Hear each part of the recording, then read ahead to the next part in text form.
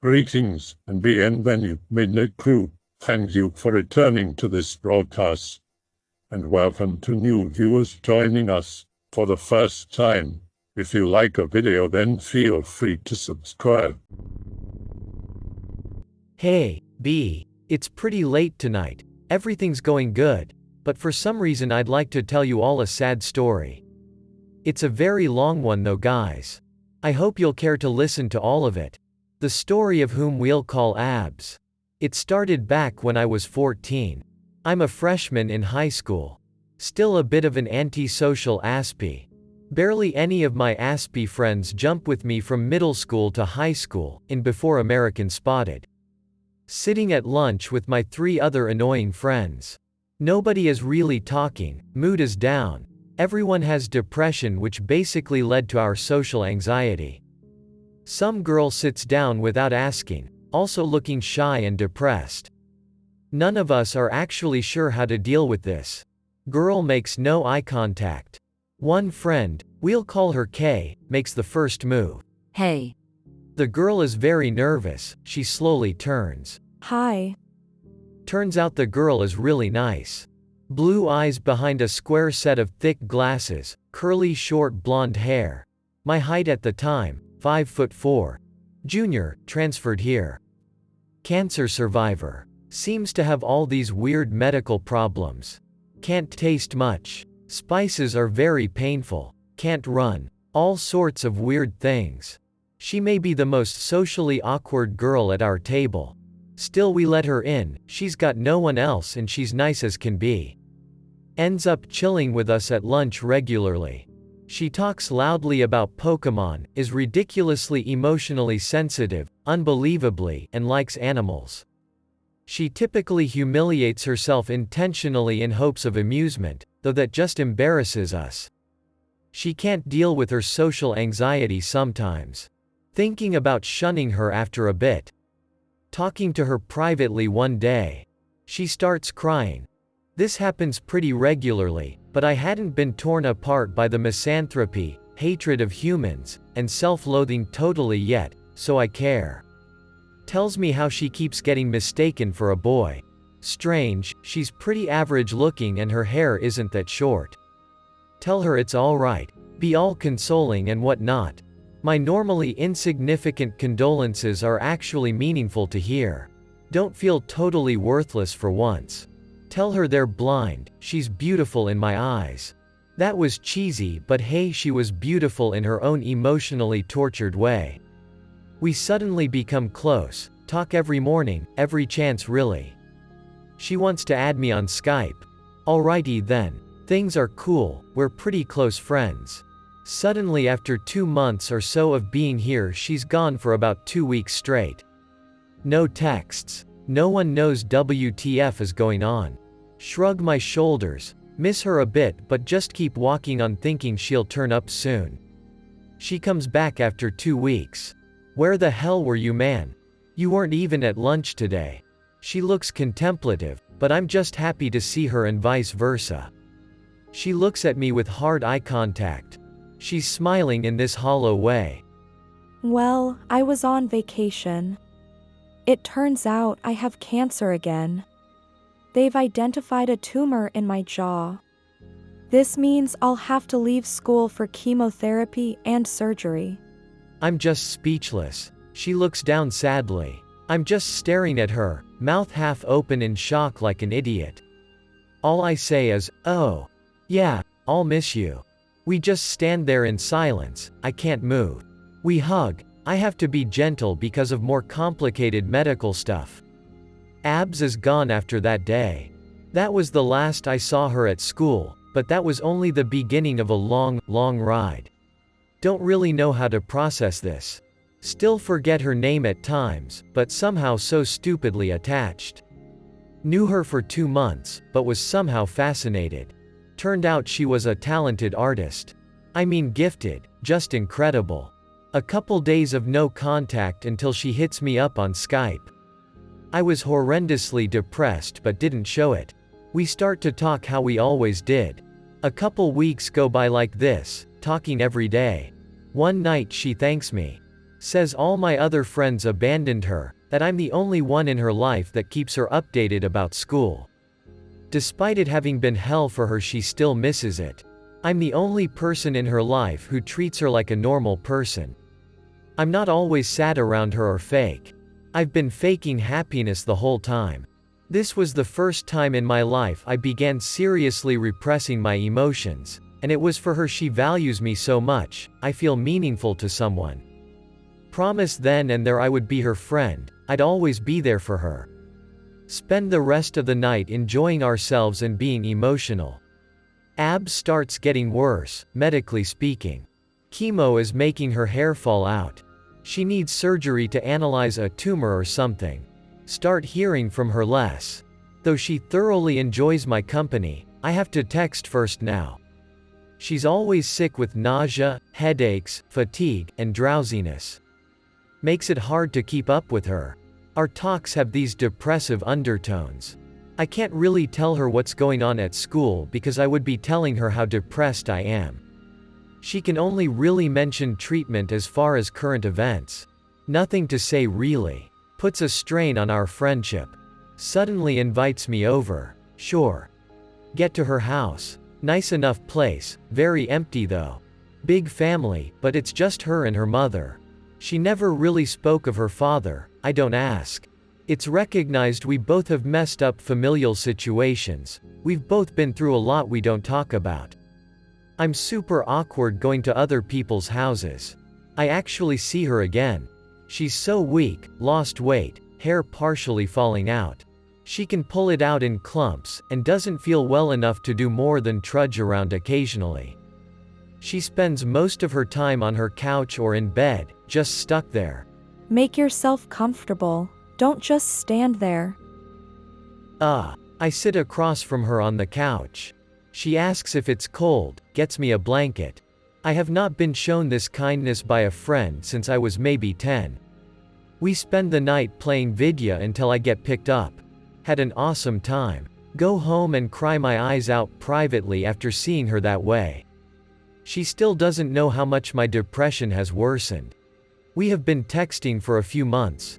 It turns out that she likes me. I do not have feelings like that towards her.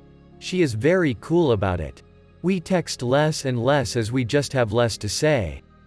Every time I text her I feel sick seeing her in pain. Bald now, always sick, homebound except for treatment.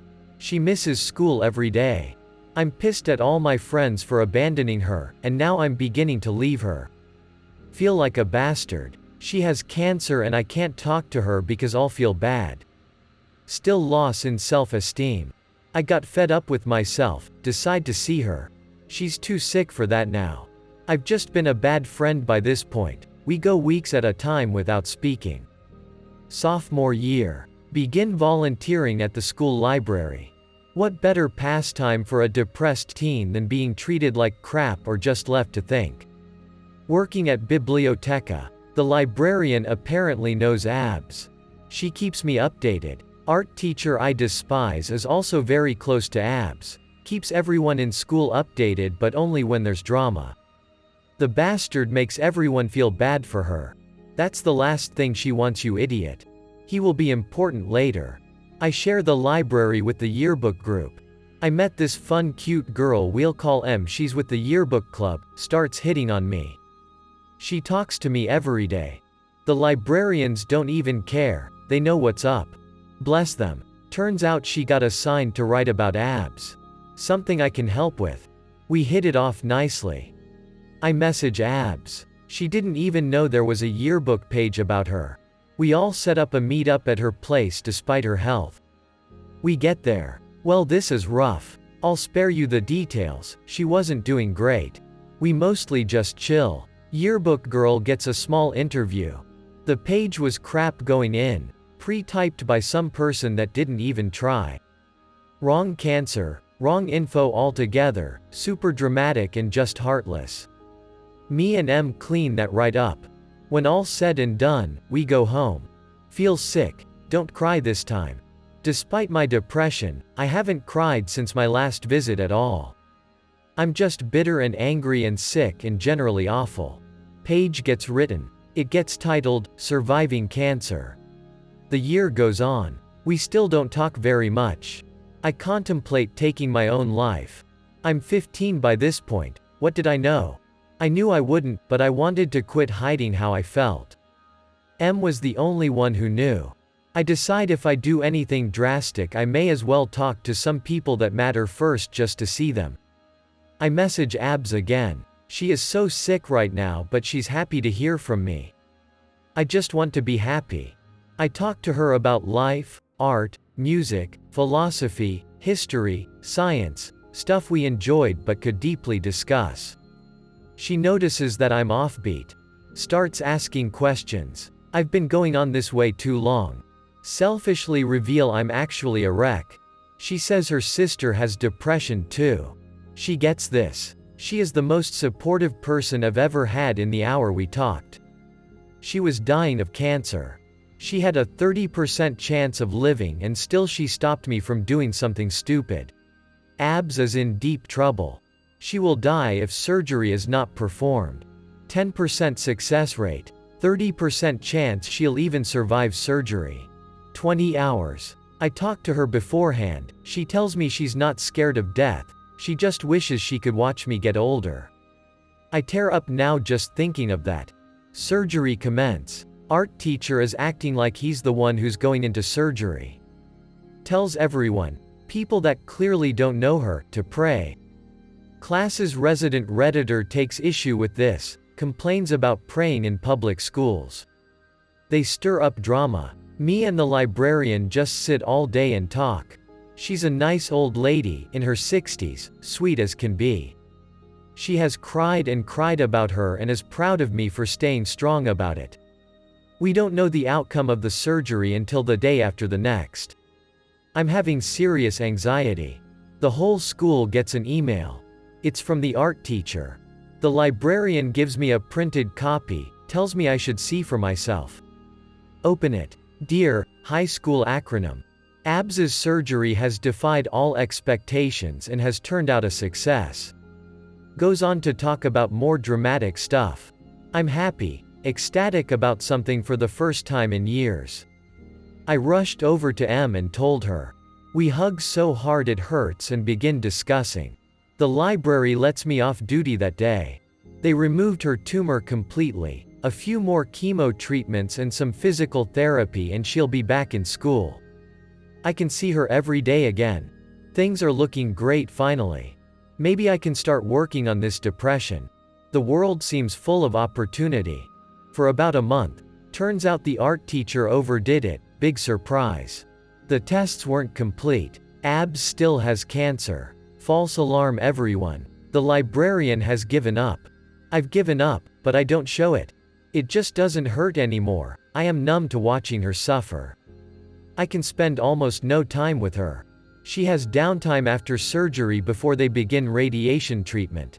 Apparently that's how she lost her taste buds the first time she had cancer. We set up a hangout. She brings her, admittedly kind of rude but beautiful in that depressive way, sister. And I bring my best bro. We all chill. We know Abs is going to die. She has been given 6 months left to live. This is the last time I will see her. We had a great time. For once I didn't feel bad when I got home. Summer rolls around. Ashley is on her last month. I hit her up casually. She is barely talking. I tell her I'm writing poetry. I was a huge poetry fan. Didn't say it was for her. I'm stuck on it. Ask her if she ever writes. Not really, never bothered to. You should try it sometime. I'm pretending she's not about to die because she always wanted that from me. I'm still the only one who doesn't act differently. I'm still her only friend here. I joke around, say I'm kind of crap with the poetry. She tells me, we're all just too hard on ourselves.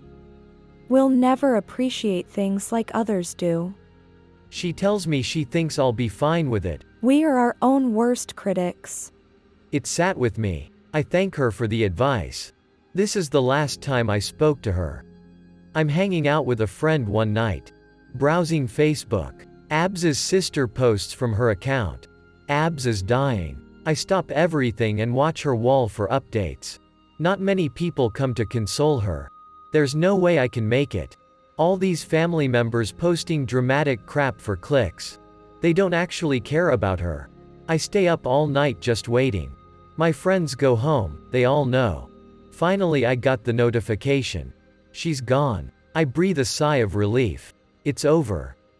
On the day of the funeral, I show up. My father waits in the truck. I don't know a soul there besides her mother and her sister. Service begins. Some lady gets up there and starts talking about God. Everyone is praying. I joined in after a bit. She tells us how great she was to Abs. I don't remember her saying anything about that lady.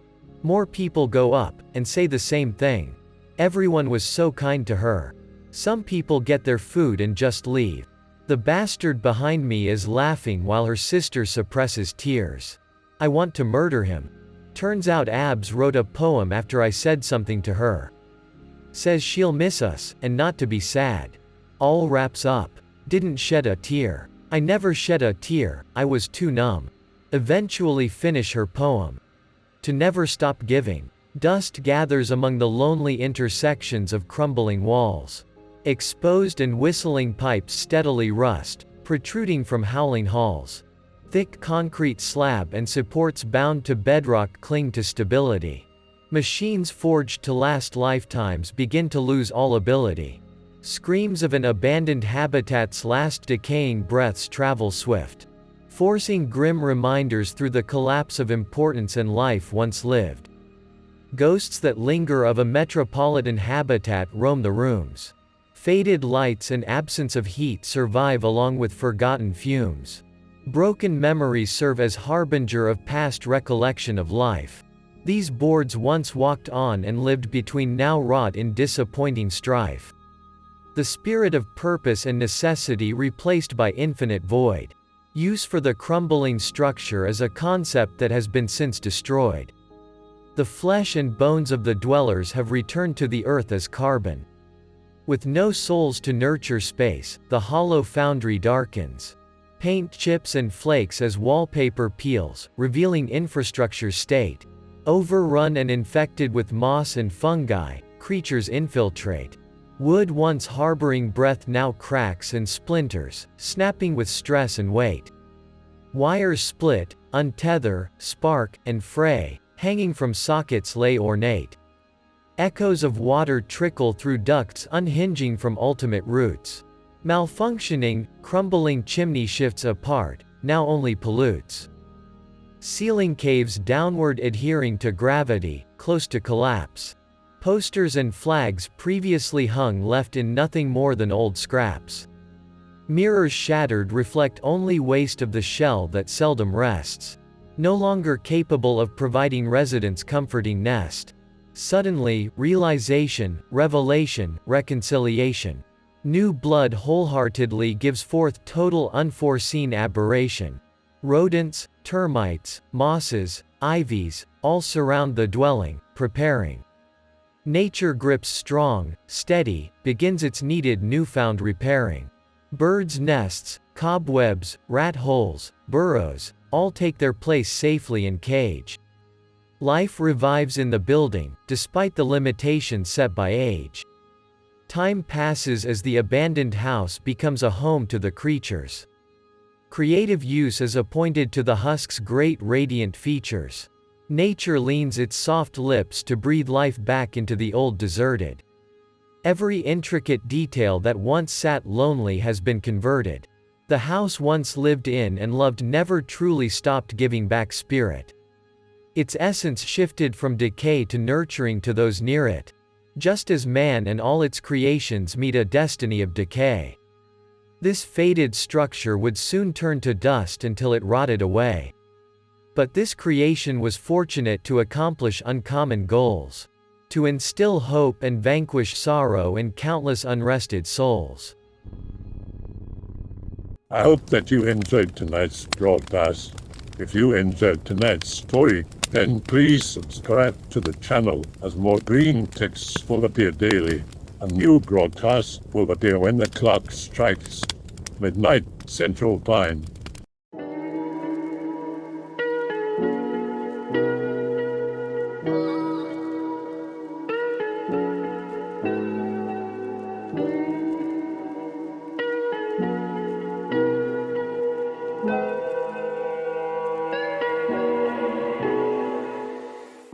Remember that all videos have been archived on the Odyssey page.